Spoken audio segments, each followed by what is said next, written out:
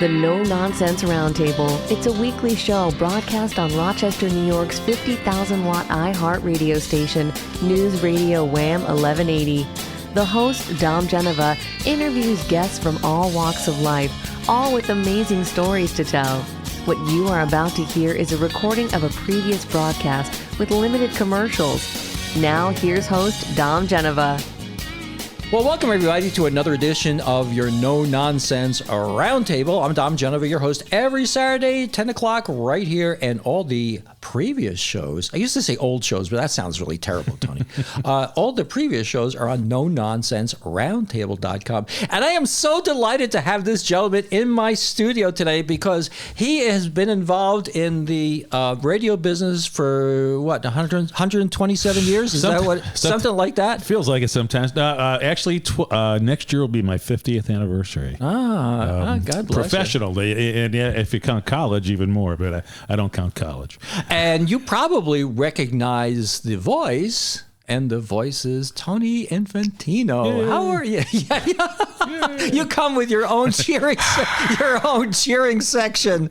Oh my God, this is gonna be great. I hope so. No, it really is because I don't know what I'm doing, and I'm sitting here. We just had a nice burger. We shared some stories that we probably can't tell on the air, and a lot of people don't know all about you. We're gonna find out all about you. Sure. So let me ask you the question that I love to ask people, because it's such a weird question. Is that what did you want to do when you were 10 years old? This. I'll tell you the story. I used to carry around at 4 years old. I had a little record player and a stack of 45s that I carried everywhere with me. Mm-hmm. And I had totally lost that memory until I was in Italy with my mother and my wife and a bunch of people, and my mother's best friend came with her, and she said to me, "Anthony, you used to walk around with your little record player and your 45s when you were 4 years old. Your mother would come visit me, and you were in the back seat of the 56 Chevy with your 45s and your battery-powered turntable." So I've been doing this since I'm 4 years old, okay? And so I don't know. This was it. Yeah, there are a number of people like you. Don Alher was like that. He said that they had a mock radio station in his house when he was a kid. Fluffy the cat has a little bit of her hairballs are coughing up today, and they're a little bit colored. So. And then a cool thing happened to me when I was about 16 years old. My favorite guy on the radio was someone we both know, Ferdinand J. Yeah, and I would take the car when I was 16, go to the local McDonald's, and he was on at 6 to 10 at night. I'd buy my food, and I'd stay in the parking lot listening to Ferdy for about 4 hours, okay? And my brother had started an advertising agency, and he had it in my parents' basement. And my brother did print work, and Ferdy had started his agency, and he did broadcasts. So when he needed some print stuff done, he'd come to our house. And to me, I'm 16, I want to be a DJ, and the number one DJ and the coolest guy in town is at my house, okay? Yeah. And it was just this is awesome. And so, we've become, over the years, friends. Yeah. And it's just been, and Freddie's done some wonderful things for me over the years. And it's just one of the nicest things he did. We were on a plane one time. I forgot where we were going. He was up in first class, and I'm in the back with the wretched people. And he comes all the way back with his wife, and he says, "Tony, my wife listens to you every morning, and she wanted to meet you." Yeah. Right? Yeah. I'll never forget that. Yeah. He got us backstage passes to James Taylor and Red Rocks in Denver. Yeah. Through Steve Gadd, because my best friend is his accountant. And it's a long story. I won't get into the whole thing, but it was just wonderful that he did that. 9 backstage passes for James Taylor in Colorado. Ferdy comes through. Wow. Yeah. I can't imagine the people you've come across. But let me ask you the other question I like to ask people too. So what was your first gig doing what you're doing? My first professional gig? Yeah. Okay, well, I was going to school at Geneseo, and I was working at the college radio station. Mm-hmm. And then one of the guys who worked there said there's a station in Montour Falls, New York, which is outside of Watkins Glen. That's okay. That's how small it is. And they had a weekend opening, Saturday and Sundays from noon to 6 in the afternoon. It's an oldie station. Okay. So I said, sure. So for whatever minimum wage was back in 1975, okay, Yeah, $3. Yeah, right. Yeah, right. I would drive down. It was 88 miles one way. And the first weekend I stayed overnight, but it was terrible. There was nobody around, and my girlfriend was back at school, and all my friends were at schools. So the next weekend I would drive down on Saturday morning. Takes an hour and a half, do my 6-hour show, drive back Saturday night, get up Sunday morning. Okay. And so any money I made went to gas. Oh, yeah. And I had a car that was my uncle's. He lived in New York City, and he lent me his car because he didn't need a car too much in New York. It was a 68 Chevy Bel Air. And it didn't get out of first gear until you hit 55. And so instead of taking it to get it fixed, I just drove it like that. Was it a 2-speed? It was something wrong with the linkage. Jeez. And I remember this one time I was running out of gas, and I know there was a gas station at 5 and 20, and I pulled in on a Sunday morning, and I just coasted to the gas pump. And there's nobody there. But I used to work at a gas station when I was in high school. And I said, I bet you they didn't lock the pumps. So they didn't. So I put $5 of gas in my car. I put a $5 bill and I stuck it in the pump, where the nozzle was. But I got a Sunday morning around 10 o'clock, nobody around, and I was able to get gas because I remembered they didn't lock the pumps. But it was just one of those silly things. I'm driving this car with no gas. I'm on fumes going to my job, which is so important to me back then. It's my first real professional job.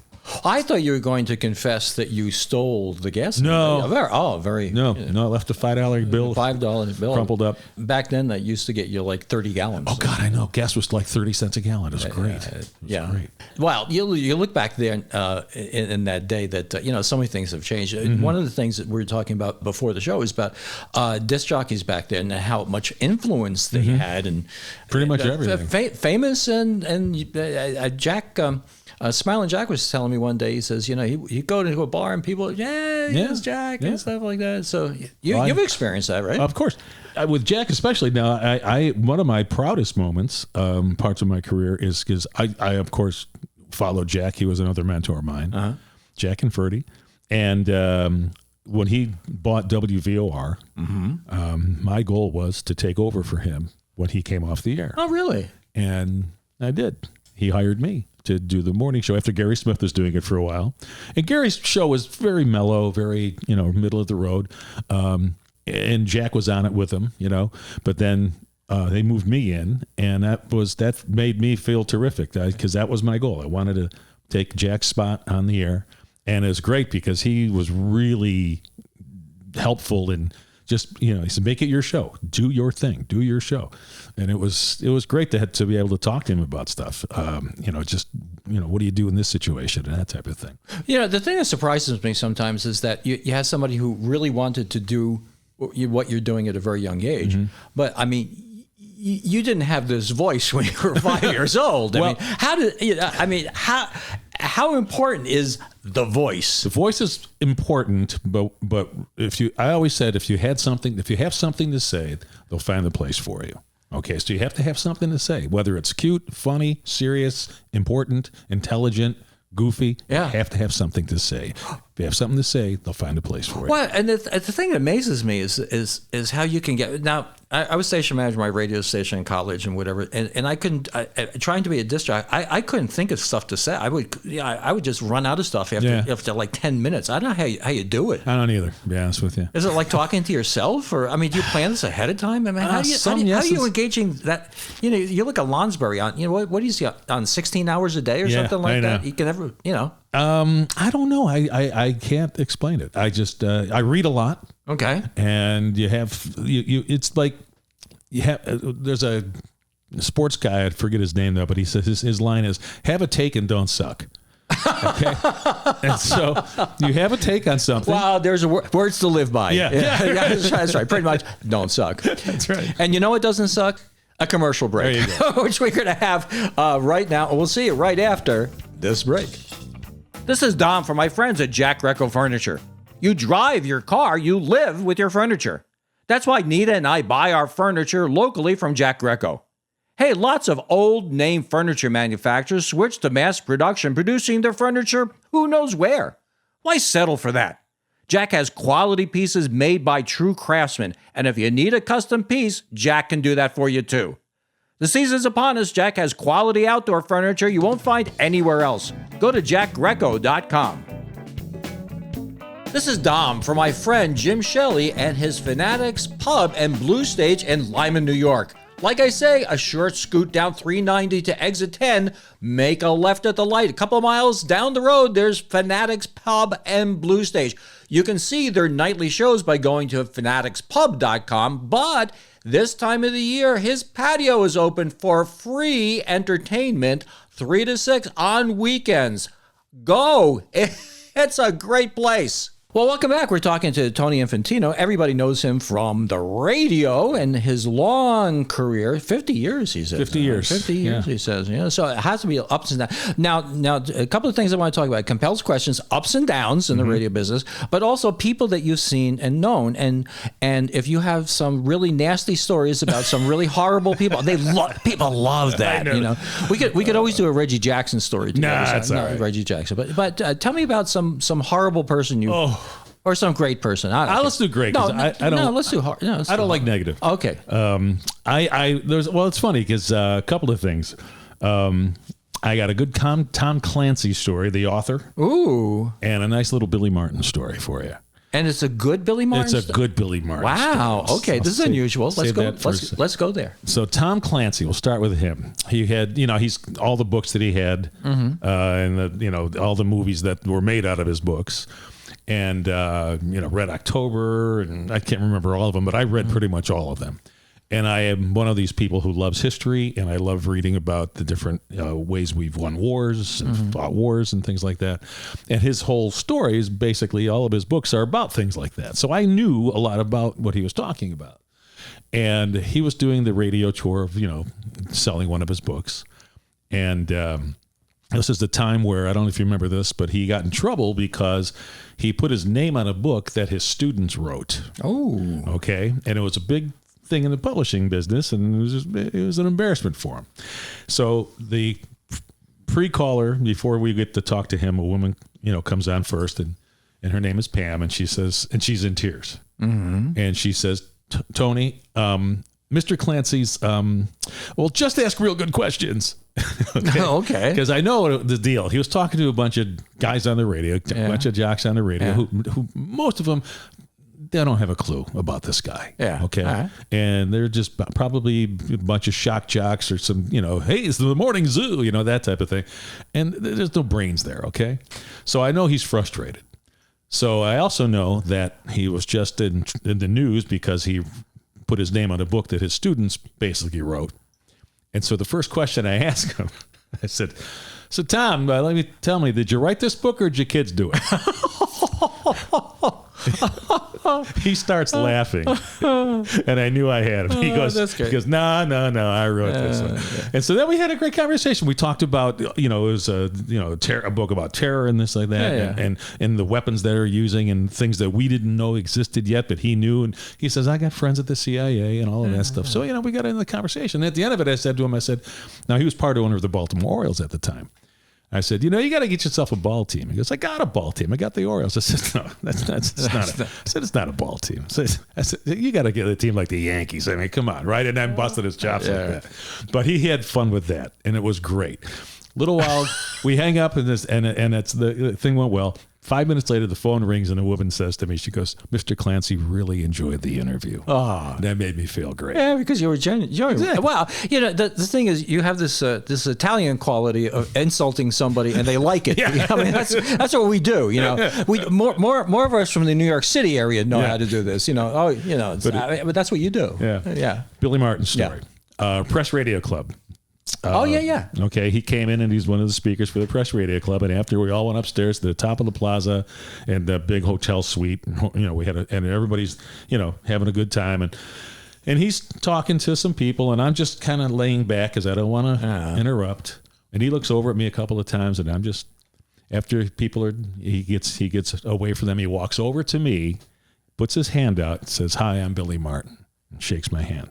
Like I didn't know who he was, but just the nicest way, because he knew that I wanted to come over. He knew that I felt, bad about interrupting, and I didn't want to invade his space. And he came over to me, and I thought it was the nicest thing he could do.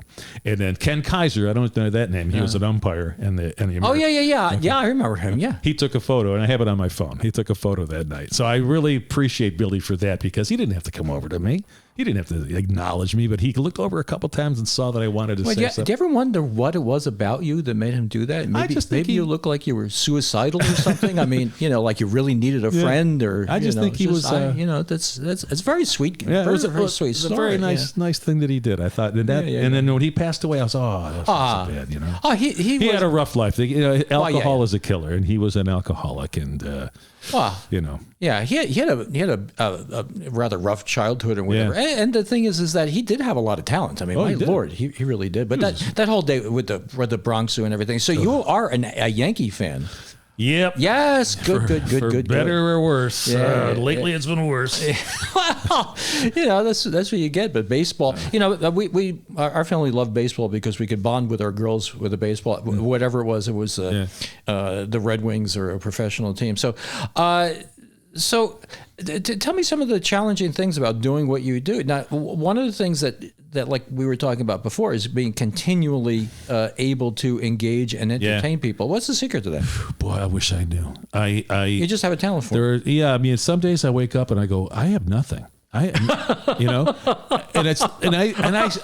read a million things thinking maybe this is interesting. And I'll say to my co-host Christy sometimes, I say, Christy, I'm going to really need you to help out here because I got nothing today. That sounds like every day for me. But then somehow I got nothing. But then somehow you find it. Yeah, it's like I love comedians and I study comedians, and I got to meet Rodney Dangerfield. He came to town. Oh, wow. He came to town and I did the commercials for his show. So I got tickets and he did 2 shows. And in between acts, I went backstage and spoke to him.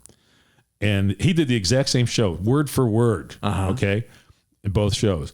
And I said to him, how do you, get up there and do this? He goes, when you're out there, he goes, what time you go on the air? I said, 6:00. He goes, it's showtime. And that's what it is. It's showtime. Yeah.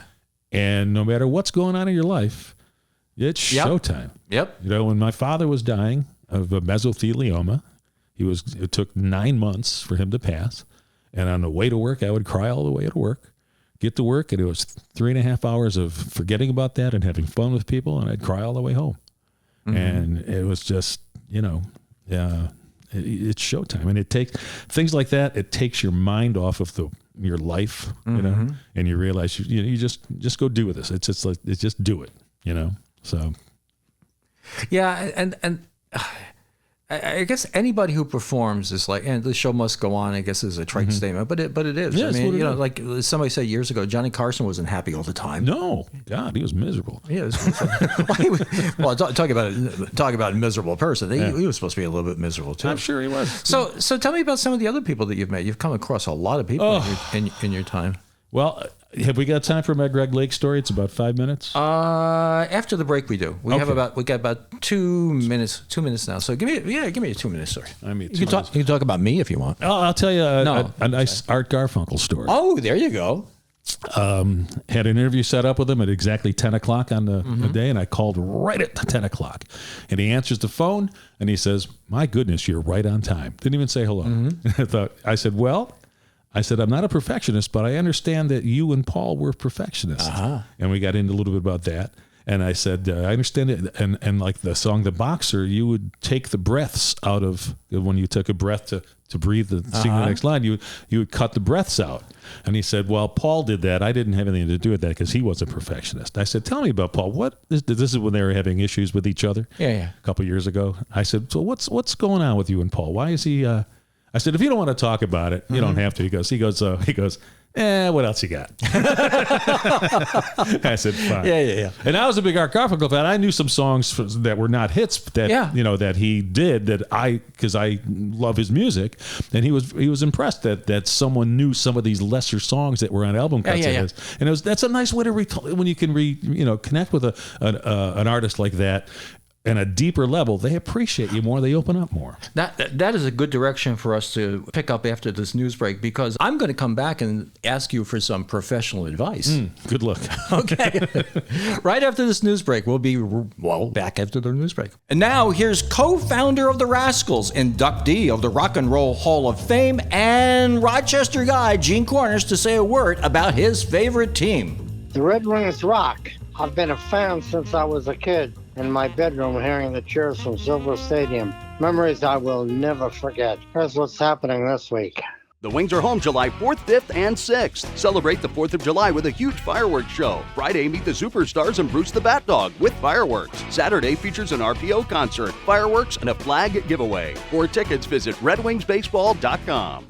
Well, we're back talking to Tony Infantino. We were talking about interviewing people and whatever, and I figure since I have this wonderful professional radio fellow who's been in the business for 50 years, and I'm just an rank amateur, that since I have him captive, I could ask him for some advice about interviewing people. So, I mean, I'll tell you, one of the things that you touched on that I think that you're saying that sounds... that sounds really to the point, is that you say when you interview somebody, it's not about the same stuff. You get into different facets of their life, or I mean, I try to find out if it's a famous person. I want to find out, some other things about them that maybe aren't well known. Okay. Or like if it's a musician, some songs that they like that were not hits. Okay.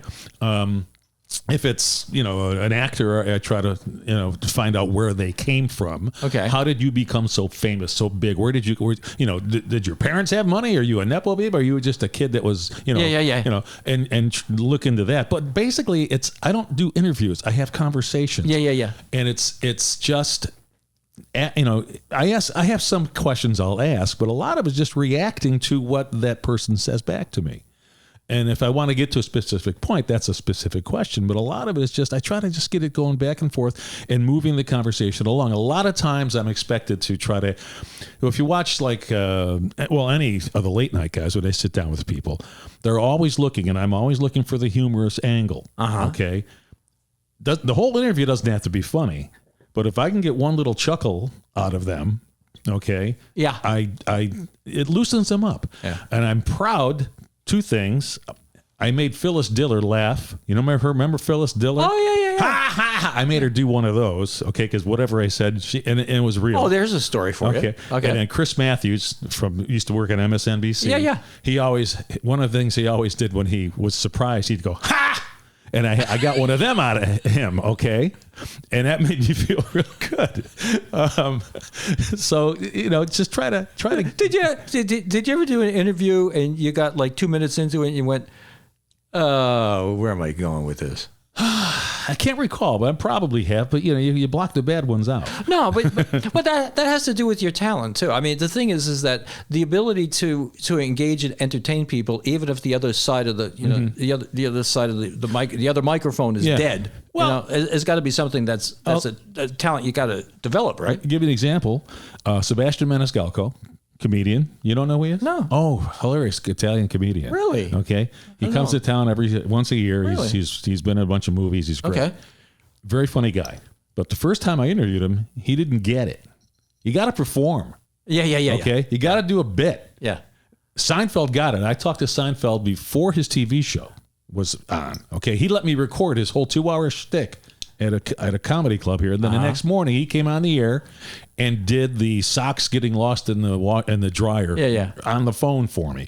He got it. You got to do a little shtick. Yeah. Okay. You're selling yourself. Yeah. If you ever, I got another one on the Seinfeld show, Patrick Warburton, who played Putty on the Seinfeld show. He gets it. We would talk to them at 6 o'clock their time, 9 o'clock our time. He was getting the kids off to school and this and that, and I think it clicked in one day. We were talking, and it wasn't going anywhere. And finally, I think he realized, oh, yeah, I got to perform. So he got into being that guy. Yeah. Okay. And it was great. It was great. Oh, my God.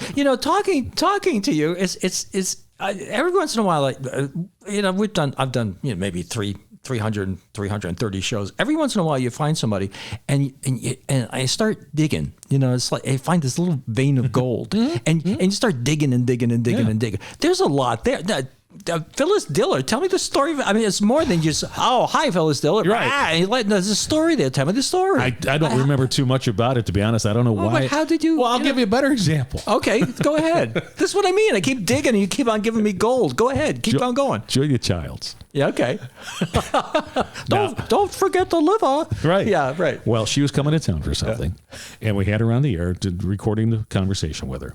And now I know why she's coming to town, but I like to have the guests say, I'm going to be at the Strong Museum Sunday. I want the famous person to say the name of the place. Okay. It holds more value if she says it than I say it. I get it. So I say, so tell me why you're coming to town. And she goes into literally 7 minutes of, oh, I knew it was here. I had it on. I can't remember. And she's got the phone and she's walking through the house looking for the information of why she's coming to town. And I'm saying, Miss Childs, I found it. I know why you're coming. No, I haven't. No, we didn't run that part, okay? Because I didn't want to embarrass her. But I thought I was talking to Dan Aykroyd doing Julia Childs, okay? But she was the sweetest person, but she just is that person. She just is. If you've seen TV shows with her, she's just that nutty person.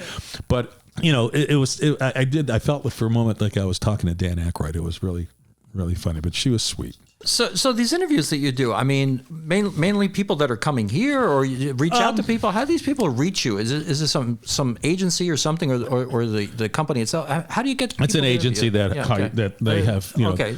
Promoter. Yeah, exactly. And they set up a bunch of radio interviews all over the country. And I was on that list for a while. It's a paid thing. They barter commercials. So for a while, and then lately I'll get calls from a couple of guys who I used to, do it for, because if they have something that's relevant, and I'll say, sure, they're trying to get us to come back on, but it's most of the time the people that got are not the greatest. So I like A stars. I don't like CD stars, And with the cable and all the different streaming things, there's a lot of nobodies. Well, the thing with my shows, I try to either get somebody. Well, somebody's interesting to me. Somebody can make a relationship with somebody with may not be all that famous, but they have a story, or I get asked for people that have shows, and I make quilts, and it's like, okay. It's not a lot. I might be able to meld. I might be able to meld that into some type of theme show or something like that. But you can't do a lot of stuff with that. And then for me, I cook meals and I have people over like we did for lunch today. You get to meet people. Yeah, so nice. Well, what the heck? So what are you doing now? I mean, what is I do the show. I'm still doing the show at Warm, and I do it mostly from home. But you're doing other things than that. I got my band. I play in a rock band. You see, and that's what I'm trying to drag out of you. I'm trying to drag out other than radio stuff. There you go. And I'm at the point in my life where I just kind of, I don't do a lot. I'm relaxing. Yeah. We just bought a place in Canandaigua, so I'm going to be moving there in a couple of weeks, and so we'll just be setting that place up. And we have a place in Florida. And so I go back and forth. Okay. And I love it. And, my kids are grown. One's in Denver. One's in New York City. And, it's just my wife and I have a great relationship. And we spend... How long have you been married? 34 years. How'd you meet? I met her at Abbott's at the Lake. Abbott's at the Lake? Yes. She was with her boyfriend. Okay. And she pulled up to get an ice cream. And I'm looking at her and she's looking at me. And they walk over and I think, oh, this guy's going to be mad at me for looking at his girlfriend. Yeah. Turns out I knew the guy, but I didn't remember him. They drove away and she kept looking at me and I kept looking at her. Oh. And then about a month later, we ran into each other and got together. Love at first sight. It was pretty much. Yeah. That's really cool. Yeah. That's really random. The ultimate randomness of life. Yeah. But, if you didn't want a custard that day, your children, exactly. Your children, you wouldn't be here. Yeah. Your children, there might be other children, but those children, unless you wanted a swirled Frosty. I mean, that's children. Your whole life dependent upon my desire to have an Abbott's. Yes, and we're going to talk about Abbott's when we get back. This is Dom for my friend John McClurg. John has two dealerships: McClurg Chrysler Dodge Jeep Ram and McClurg Chevrolet, both in Perry. Hey, you don't buy a car all that often, so when you do, shouldn't you go to a place you can put your trust in? You can depend on McClurg. John's dealerships are family dealerships where people you deal with today are the people you will deal with tomorrow. No nonsense. Go visit them at McClurg, ChryslerDodgeJeep.com or McClurgChevrolet.com.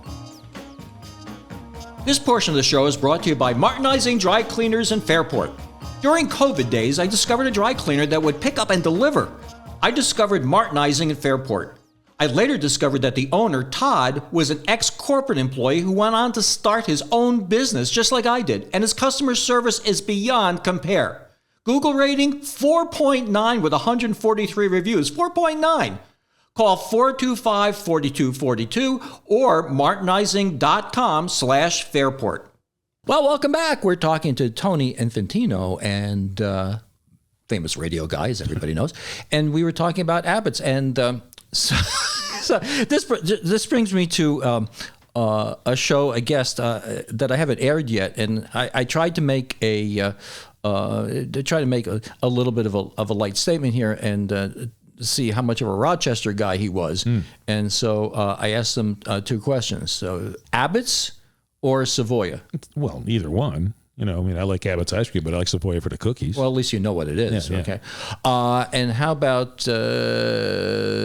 chicken French or garbage plate? Well, I prefer the chicken French, but I love a good garbage plate too. Yeah, every place else is chicken Frances.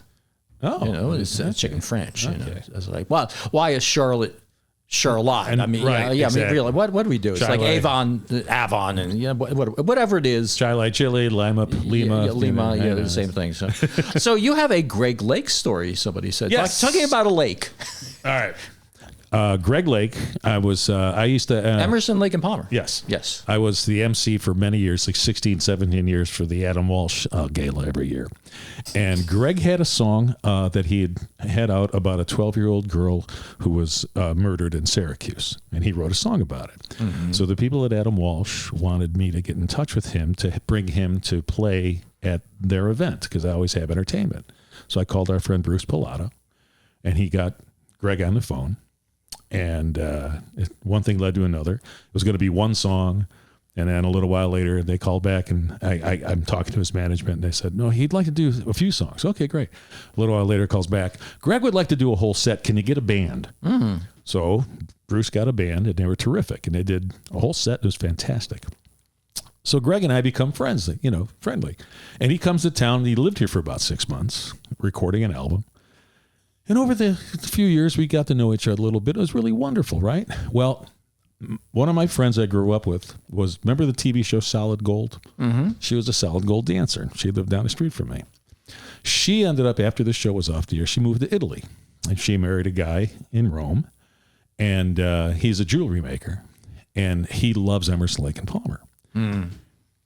He's got pictures and scrapbooks of them because he's a keyboard player too. Well, they moved back to Los Angeles, and he has his jewelry store where Greg Lake's manager is. So he sees Greg Lake coming and going, and one day he calls him over, and they become friends. Mm-hmm. And so they're buddies.